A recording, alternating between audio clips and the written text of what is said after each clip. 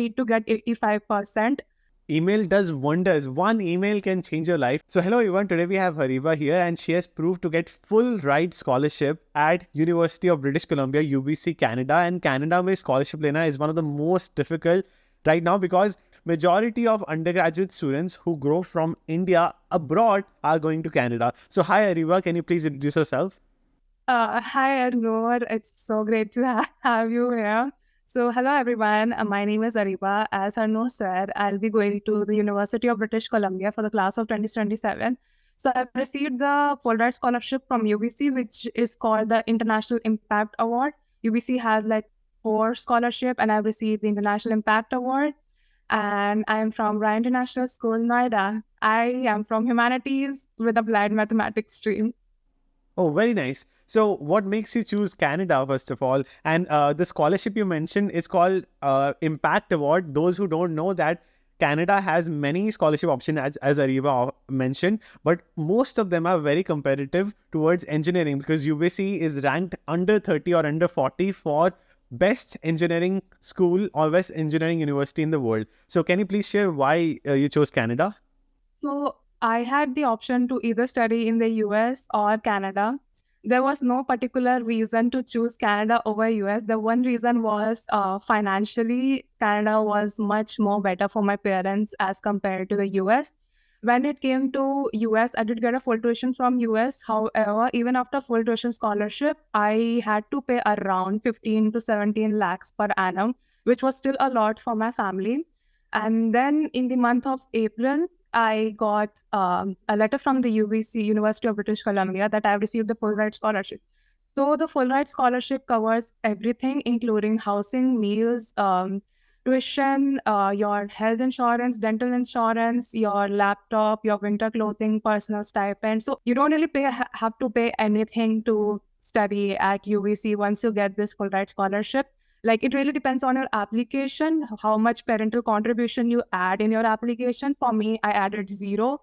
So as I added 0, I got the Fulbright scholarship. And if you add $5,000, they will definitely include that $5,000 per year in your application. So make sure that if you really can afford 5,000, then only add it. Don't add it otherwise. And in terms of long-term PR and everything, I felt, Canada is much more better in terms of long-term residential PR, permanent residential. And UBC had been my dream school since like 11th grade. The first university that I ever researched about was University of British Columbia, only because my father told about UBC to me. So I was like, let's research about it. So at the business school of UBC is like, one of the top business schools in Canada, even though I have applied to the other program, but in long term, I will be doing business at UBC. Wow. And for those who don't know, Canada is, as you mentioned about the PR, but Canada has much more benefits. For those who don't know, for example, I was looking up on Etsy, on freelancing websites. Many of Indian students are able to do part-time freelancing online. They are able to open their online stores like Etsy, Shopify, but they cannot do in US because of the work authorization problems. But in terms of, I was looking for Shah Rukh Khan cases, majority of those people who are like making Shah Rukh Khan cases, Shah Rukh Khan cups, and they want to make creative things to sell online on Etsy, Shopify. Most of things are done in Canada because Canada gives you freedom for Indians to do business even in their early career, but that is difficult in US. So this brings more opportunities for students to earn as well. Many friends, they do Uber Eats as students in Canada and they are able to make much more money as compared to on-campus jobs as well. So in terms of, yeah, go ahead. Plus, now that Canada has removed that 20-hour wage system, so now you can work unlimited hours as compared to the US. You need to only work on campus in US. But Canada, now you can work off campus, unlimited hours. So, plus one for that as well. Yeah, that's big freedom and it gives you more ways to pay off your tuition fee on your own and to be independent financially. Awesome. In terms of the scholarship, can you please share how many students get it? How difficult it is for an Indian student to get it? Okay, so this UBC's Fulbright scholarship is definitely competitive. So on the website, they mentioned that they select 50 students every year, and that is what I also thought. However, when I got my study permit letter from UBC that I needed to attach in my visa application, they said around 1,000 somewhere around students applied for this scholarship, and only 19 scholars got that. So, from around 120 students from 120 countries applied for it, and only 19 scholars got it this year. I'm not sure of how it was the previous year, but this year it was 19 scholars. And from India, I feel it is like around 2 or 3 students who got it, but the International Impact Award is given to me. The other International Leader of Tomorrow must have been given to the other students, but not more than 2, 3 students are selected from India. That is very impressive. So if it's like around 10 to 20 out of 1,000, it's around 1.5 percentage internationally probability. But in terms of the four scholarship, did you apply for all four of them or just International Impact Award? Just one. So you don't really have to choose for which scholarship you want to apply. You submit your application to UBC. The deadline of the scholarship is around November 15th, so make sure you submit it before that. So what all details you mentioned in that scholarship application, the admission committee itself will decide which scholarship they have to give you. So make sure to read the descriptions of the scholarship that is given on their website. For me, I made sure that my scholarship application revolved around the International Impact Award, because International Leader of Tomorrow is competitive. All the scholarships are competitive. However, when you see the description of the International Leader of Tomorrow, it does say superior academic achievement, leadership qualities, and everything. While my academics were good, they weren't the best. So I had like 90 to 95, but they weren't like above 95. So I somewhere down the line, I knew that I might not get this award. However, I can get the International Impact Award. So from my 11th grade, I made sure that my application is fitting that International Impact Award criteria. And it did definitely work out for me. Yeah. Because there's one scholarship called ILOT, International Leaders of Tomorrow. I've heard that they ask for your engineering background, your leadership abilities, the startups you have done. So I think this scholarship is most competitive one out of these four. Which one you think is easiest and which one is? Scholarships are competitive. The only thing is, the ILOT one is pretty famous. I feel like I have seen students getting ILOT a lot. Like not a lot, but the only scholarship that I come across ever, like when I go through LinkedIn post or read about scholarship, students who got scholarship is ILOT. So I thought that why don't I see students from International Impact Award? But there are students there as well. I don't know why they don't really publicize that much. But yeah, all the scholarships are competitive. All the scholarship criteria is given on the website. The amount of scholarship is also same. It depends how much you put it on your scholarship application, how much you can afford it. If you put zero, you'll get a full ride. If you put $5,000, $10,000 per annum, you need to pay that. However, if by chance your financial situation changes, they are like super generous. They will waive the cost, which you say that, okay, this is the amount which I cannot afford it. Please waive it for me. They would waive it. So don't worry about it. That is very nice. So let's start with the application process. So can you please share what are the things you had to prepare for applying to Canada as a high school student of India? Okay, so as compared to the US, Canada requires a lot less components. You don't really need the SAT, you don't need APs. Most of the time, you need the English proficiency scores and your high school grades. So you don't even need letter of recommendation to get admission into Canadian universities. When I applied to U of T, UBC, and a bunch of more universities in Canada, they only asked for my grades. Except UBC, I feel UBC is the only university in Canada that asks for your extracurriculars. No other university in Canada, I feel, asks for your extracurriculars. So all of them, the scholarship, entrance scholarship, other than UBC's UBC University, will be based on your grades. So for UBC, I had to have X5 for the initial admission application.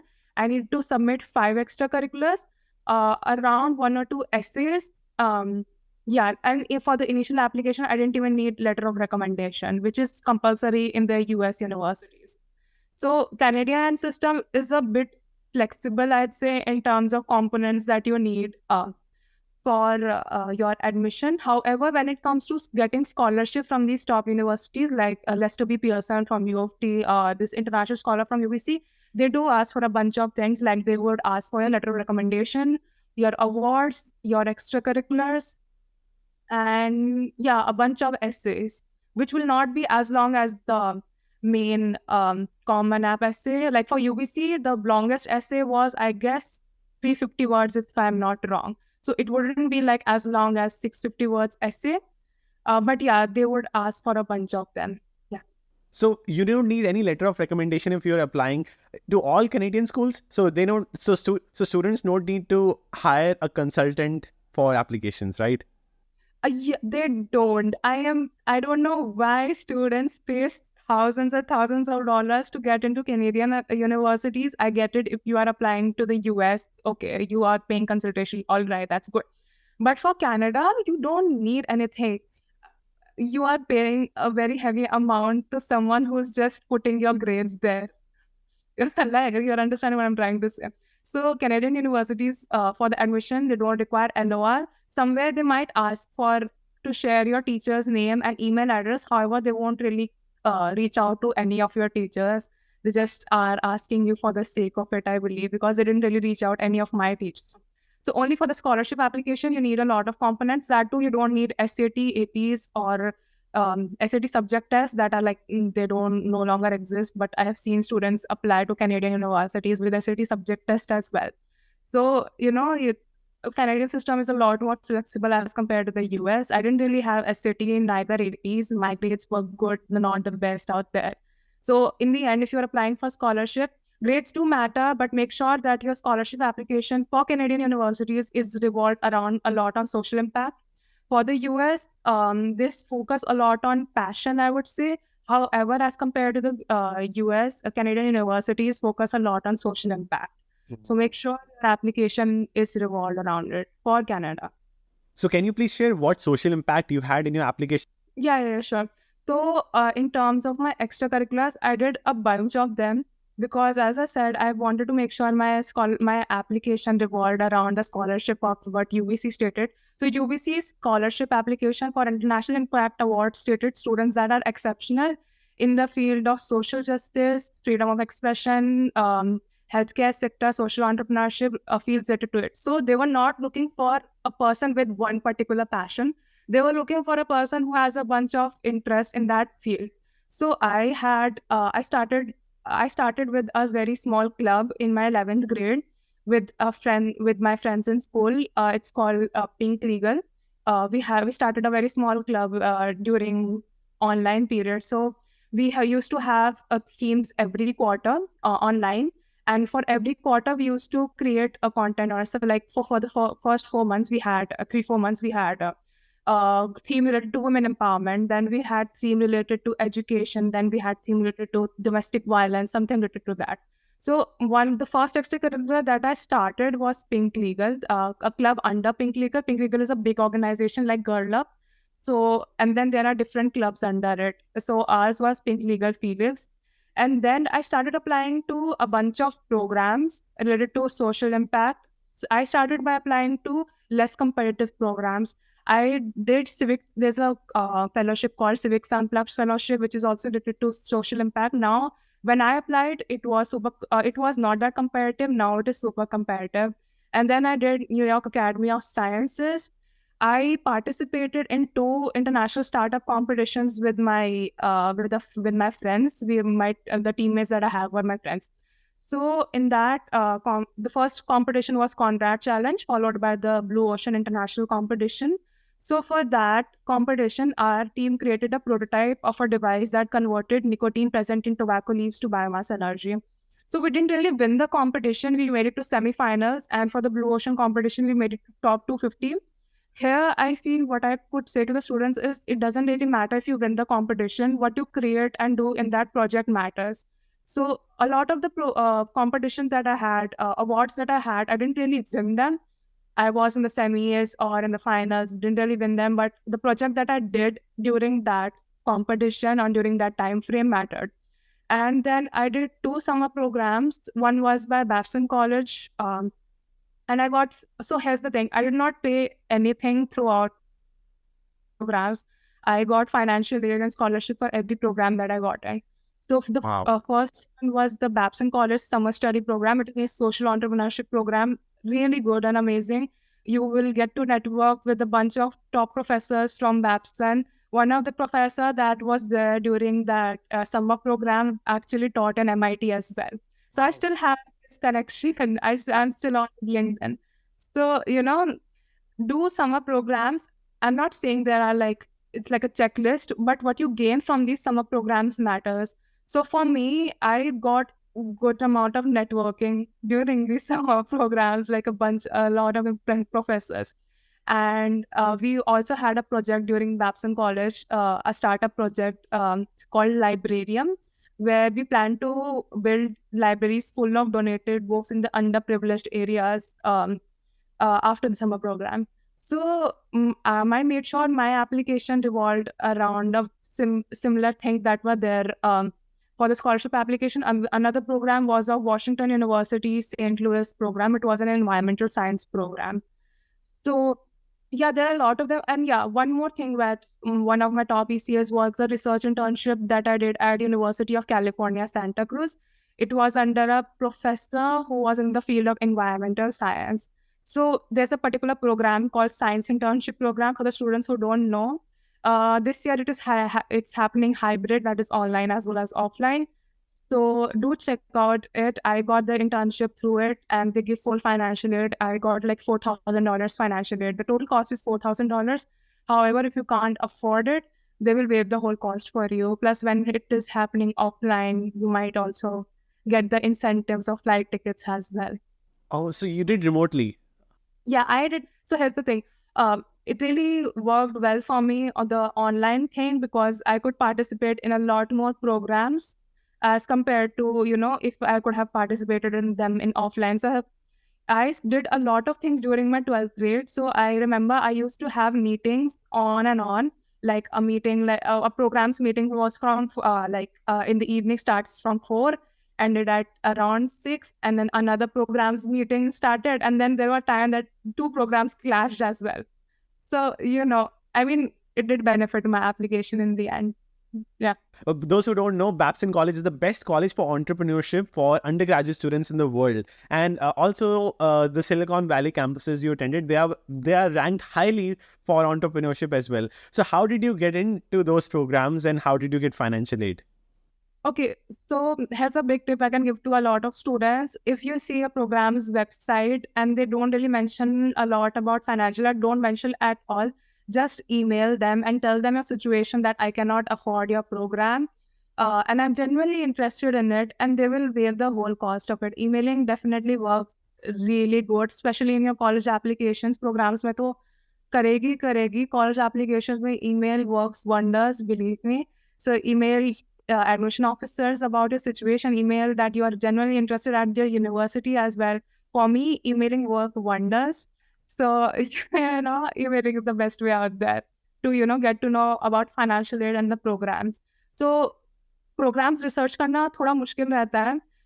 A tip that I can give students is to create a LinkedIn profile. I did in my 11th grade. LinkedIn worked wonders for me because LinkedIn से ही मुझे majority of the summer programs and the programs that I did that are there on my LinkedIn, I got to know them by going through the profiles of students that are studying at the top universities around the world.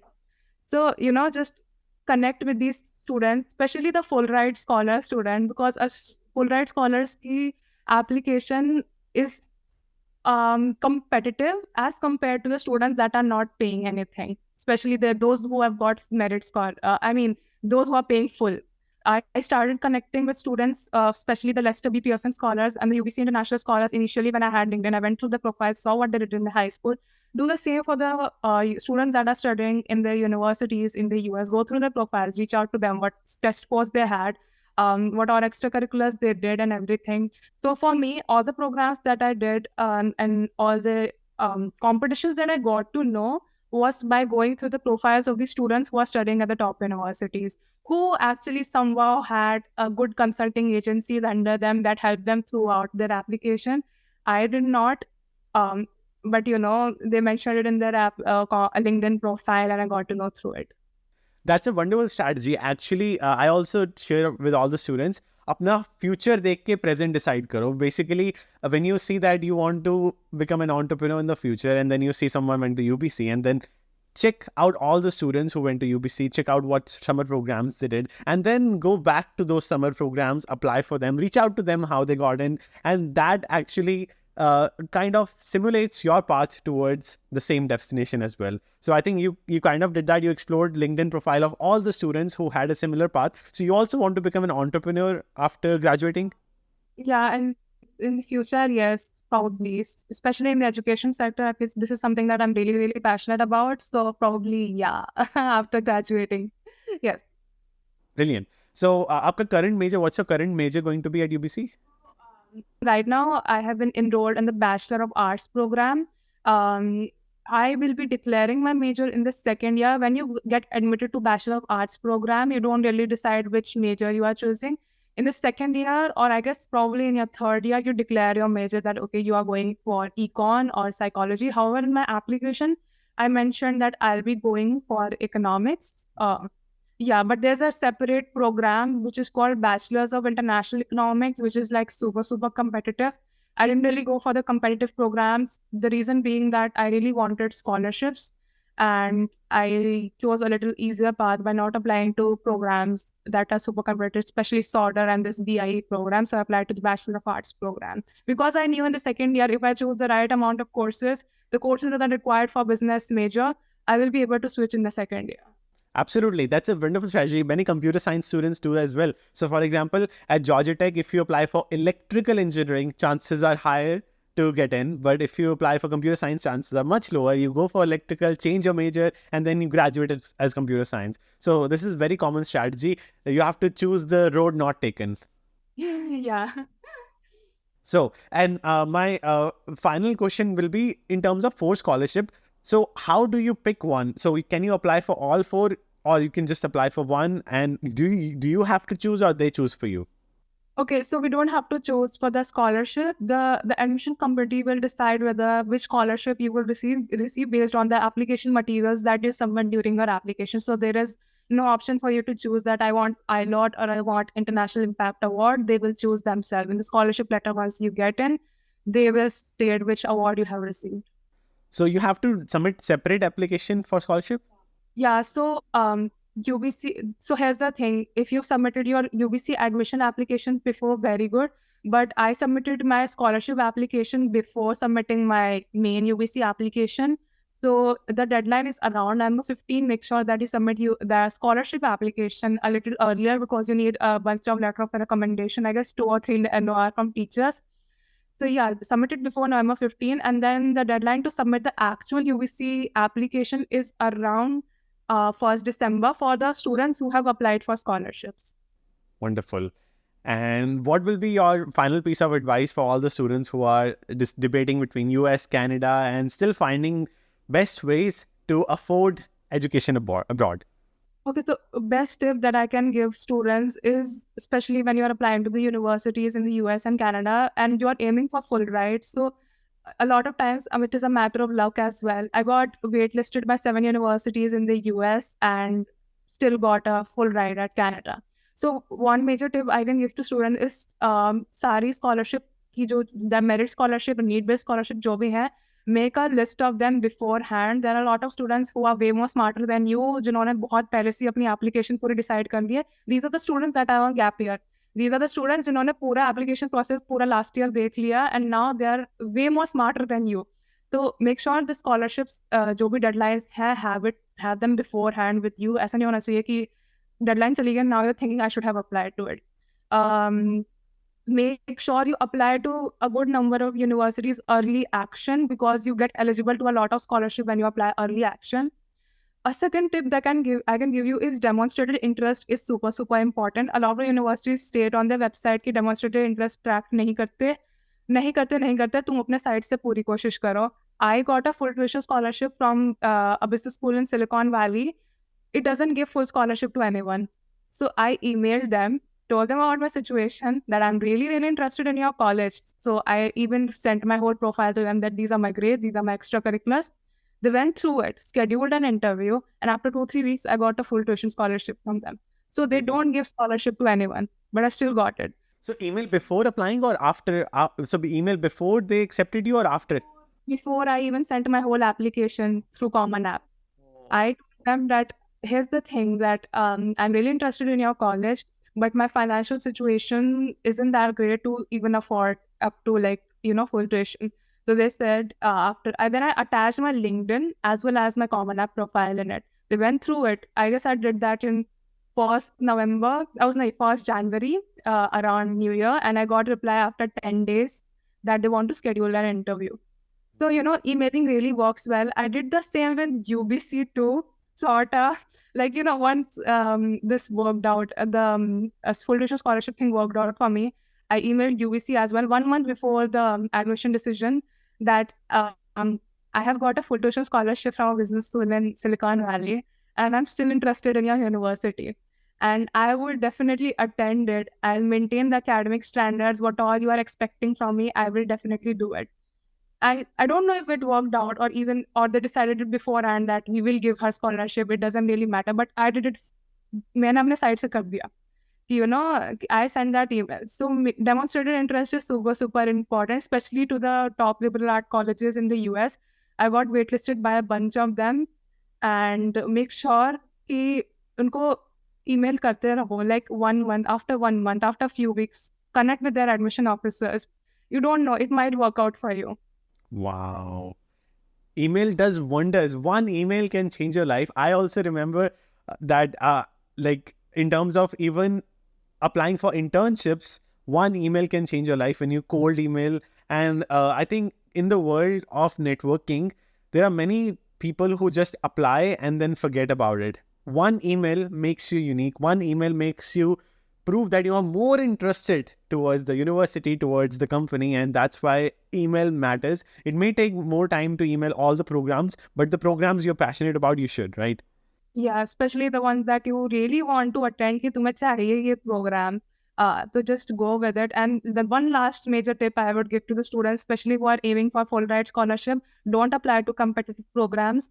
Apply to less competitive ones. Don't apply to Wharton, even if तुम्हें business में बहुत interest है. Wharton बहुत competitive है.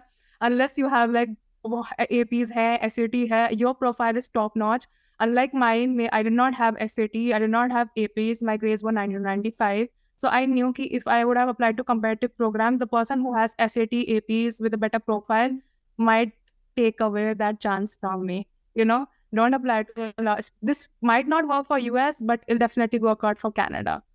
Absolutely. And biggest thing is कि अगर आप waitlist भी हो जाते हो, जैसे आपने मुझे कॉल पे बताया था, if you get waitlisted, do pursue your application because you still have chances after that. Yeah, so a lot of students will tell you कि waitlist हो गया, rejection है. नहीं. A lot of students got off waitlist on Fulbright scholarship. This is something जो I believe मैं बहुत research करती थी कि like कोई तो मिल जाए waitlist से off, जैसे Fulbright मिली हो. मुझे नहीं मिला. When I was in the application process, तब मिल गया, and तब तक बहुत late था कि I could have sent the letter of continued interest. So do send that letter of continued interest. Send it twice, not once, twice. It will work out for you. Awesome. And can you please share your 12th and 11th grades? You send your predicted grades, right, before applying? Okay, so my grades from 9th to 12th were always around 90 to 95. In my 9th, I had around 91, 92. 10th was 95. 11 was borderline 90. And 12th, my predicted one 90 to 95. So in my 12th, now the UBC has a conditional offer that you need to get 85%, which is not a very bada sa thing. We 85 to क्योंकि काफी लोग कहते हैं कि like Canadian universities top ones, they don't even open your application if it's above 95%, because previously all the students have interviewed at University of Toronto, they got 95%, but 85% can also work out. Yeah, 85% can work out. I have a friend who had 85 in the 12th board result. He got in UBC, but uske ECA extracurriculars and essays were really good, he told me. So, if by chance you have less grades, it is okay, especially for UBC, they would give importance to your essays and extracurriculars as well, unlike University of Toronto, York, and other universities that are there that just see your grades and then give you scholarship. I got 100K from University of Toronto, but what will I do with 100K? 100K के बाद भी मुझे around 1 crore डालने हैं तो Yeah, fees is 250K. It's not much. Yeah. But yeah, so thank you so much, Ariba. It was wonderful talking to you. The advice you gave will be helpful for all the international students applying as well. And I learned a lot from you as well. Thank you. thank you so much for having me. Really, really great to have you. Thank you.